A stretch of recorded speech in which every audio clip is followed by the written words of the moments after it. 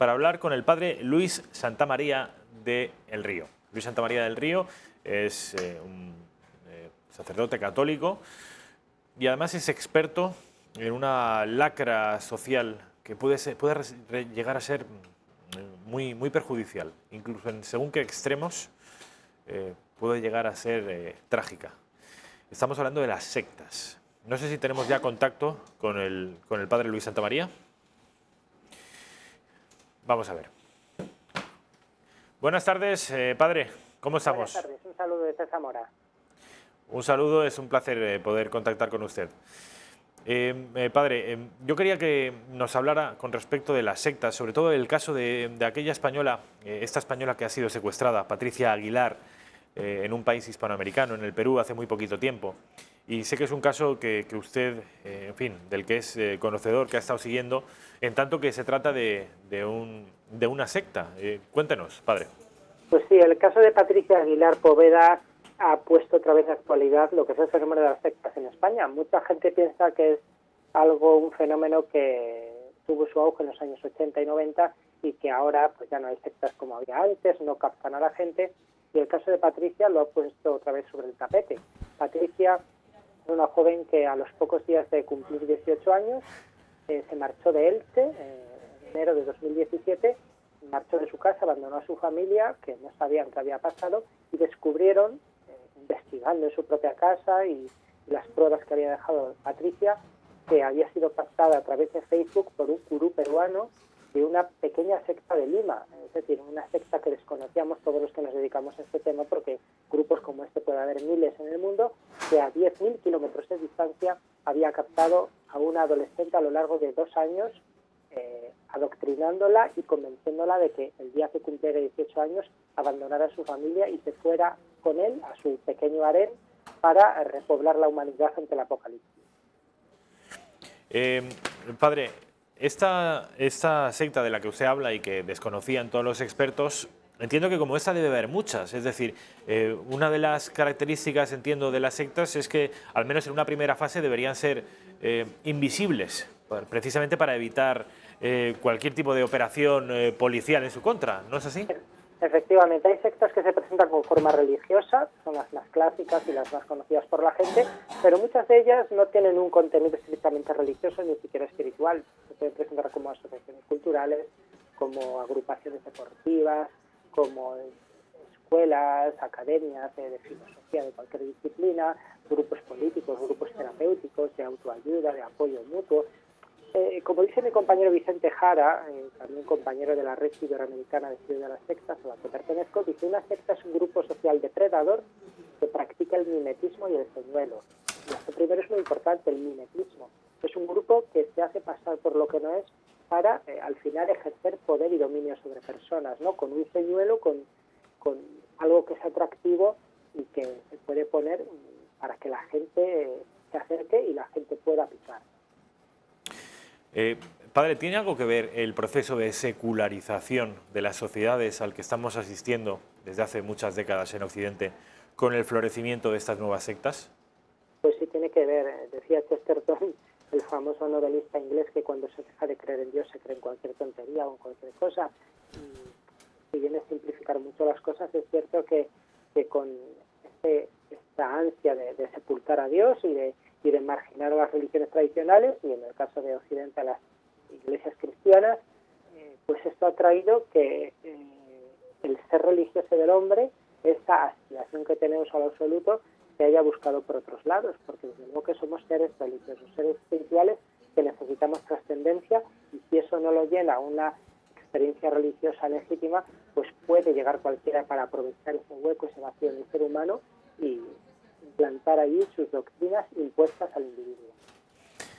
Habrá algunos espectadores, quizá tratándose de este canal de Intereconomía, seguramente no, pero vamos, seguro que hay muchos ciudadanos que les costaría ver la diferencia, la delgada línea que ellos entienden que puede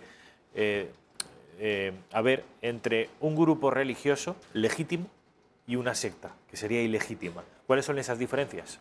Es complicado, y es complicado porque hay sectas que son grupos religiosos, a la vez que sectas por sus dinámicas de manipulación, por su forma de presentar expresarse, de actuar.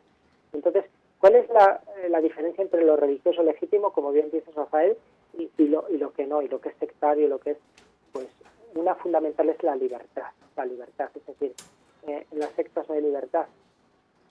La religión hace al hombre potenciar su libertad, propone al hombre pues decidirse ante la vida de acuerdo con lo que Dios o los dioses, en cada caso, determina.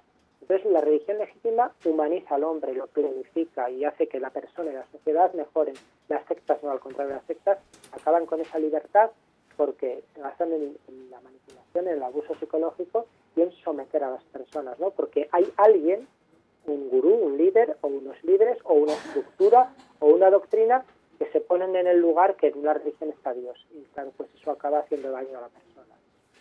Padre, volviendo al caso de Patricia Aguilar, del que nos hablaba usted antes, me parece, en fin, digno de estudio, llama la atención que a 10.000 kilómetros de distancia esta chica haya sido adoctrinada durante 2 años, hasta su mayoría de edad.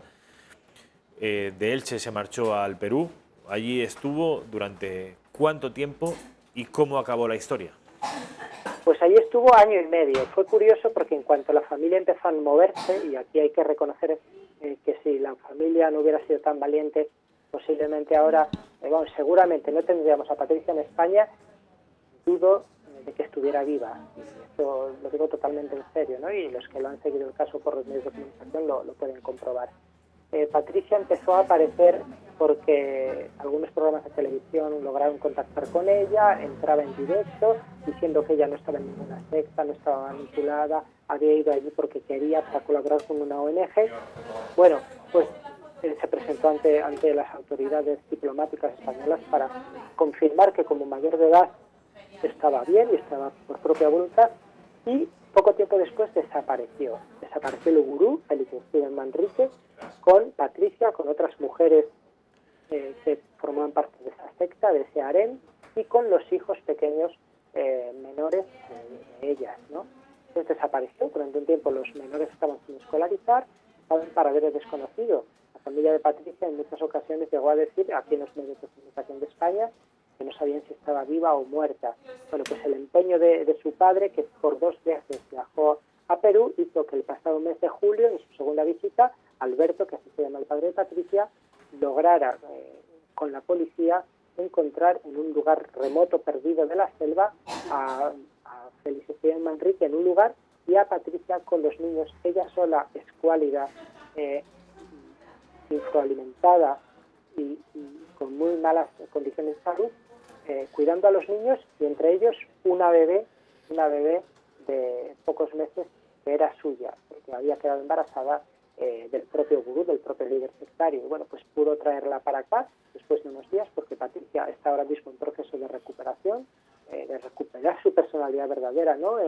Lo que había antes de que el gurú la adoctrinara, y el gurú pues está ahora mismo esperando, creo que era hoy miércoles cuando lo recibía el juez, porque está en prisión preventiva, y esperemos que en estos días se resuelva lo que tiene que resolverse, lo que es justo ante un hombre que pues ha perpetrado un montón de delitos con Patricia y con otras mujeres. Padre, entiendo que este gurú al que usted se refiere es un ejemplo arquetípico de todos los líderes mesiánicos, ¿no? De todos los líderes de las sectas. Entiendo que todos deben responder a un perfil psicológico muy similar. Sí, bueno, hay variedad porque básicamente podríamos hablar de dos tipos de gurús, ¿no?, en las sectas. Unos son los aprovechados, los que van pues buscando su interés y explotando personas, y otros, que son los más importantes, son los que se creen verdaderamente lo que dicen. O sea, por más descabellado que parezca, y que digan que son Dios, que son el elegido extraterrestre, la reencarnación de Jesucristo, como una mujer puertorriqueña que ahora mismo está afirmando que es la reencarnación de Jesucristo ella. Bueno, todas estas cosas, los más peligrosos son los que se lo creen, los que tienen pues ese perfil delirante, con perfil narcisista de la personalidad, que se creen que son pues los más importantes del mundo, y para llevar a cabo ese delirio, ¿qué necesitan? Necesitan dinero y tener influencias y poder, ¿no? Entonces, todo eso que hacen las sectas de explotar a las personas, su tiempo, su dinero, su sexualidad, que es también un tema muy importante en las sectas, todo eso es para dominar a la persona y cumplir pues ese destino mesiánico que tienen de salvar a la humanidad, de cumplir algo, de que todo el mundo los conozca, y pues sí tiene un perfil semejante. En el caso de Félix Esteban Manrique se hacía llamar Príncipe Gurdjieff, y entre otras cosas, y un montón de documentos que había falsificado, aunque nos resulten ridículos, sus adeptas estaban en ello, pues documentos en los que se autoproclamaba sucesor al trono de España y nombrado con cargos por parte de los papas de la Iglesia Católica y de un montón de líderes religiosos y políticos de todo el mundo. O sea, se creía el ombligo del mundo. Dice usted dice usted, padre, que este señor se autoproclamaba el heredero legítimo al trono de España, y entiendo que todo su harén lo asumiría como algo natural. Hasta ese punto estaban obnubiladas con ese liderazgo. Claro, y de hecho los documentos y las declaraciones que ha presentado Patricia en sus declaraciones ante la policía y que se van conociendo progresivamente a través de algunos medios de comunicación, estamos viendo cuál era el proceso de convencerla de que el fin del mundo estaba muy cerca, el apocalipsis, y solo se salvarían quienes estuvieran con él, ¿no?, para repoblar después el mundo, y por eso tenían que procrear con él.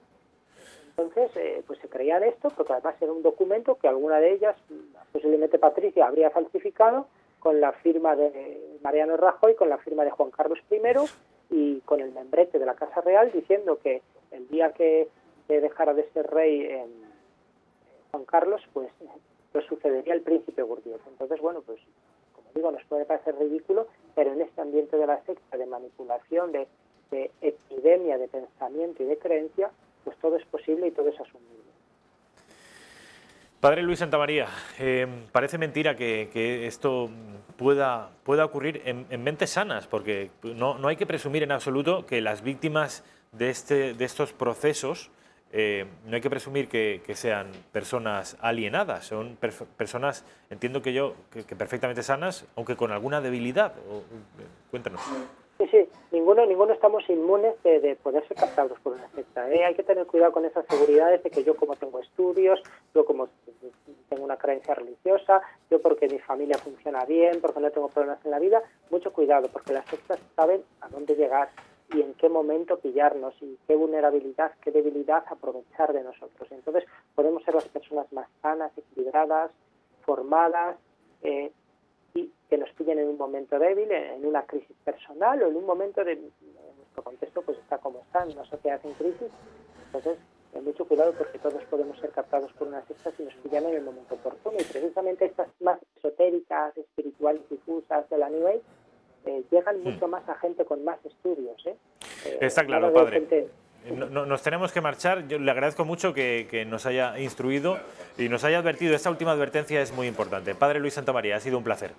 Encantado, muchas gracias a vosotros. Mil gracias.